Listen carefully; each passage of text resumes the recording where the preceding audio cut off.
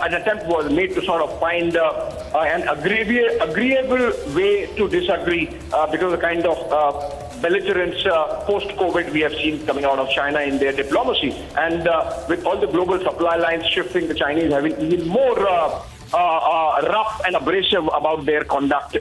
among the Committee of Nations. And the Americans have been trying to find the modus vivendi to deal with China, as also the rest of the world. And we have seen since January this year, of course it was delayed because of the balloon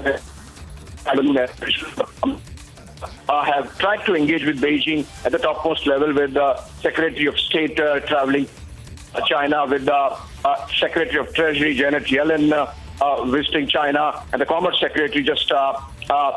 last week, Gina Raimondo, visiting China and trying to engage with the Chinese and trying to reset their terms of engagement under which the Chinese were beneficiary for 2 or 3 decades. And now, when everyone realizes that China really misused its access to the World Trade Organization,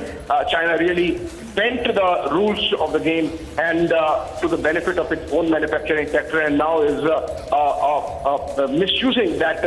muscle of manufacturing to bombard the world with whatever dumping they can do and really disturb or disrupt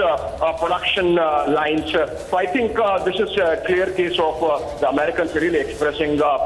some disappointment. I don't know how much it would have made an impact, just one meeting between the two leaderships, two top leaders, but then sometimes it happens that if an amicable conversation happens, it sort of percolates down to the respective bureaucracies. Maybe that was in the mind of President Biden when he wanted, or when he expressed that he hopes Xi Jinping comes and that some dialogue happens on the sidelines of the G20 summit in New Delhi. Also remember, Xi Jinping, an attempt was being made to show that by not coming, Xi Jinping is sort of trying to compromise India's presidency of G20, and maybe that might be one factor, a small contributing factor, but there are larger forces at play. Xi Jinping perhaps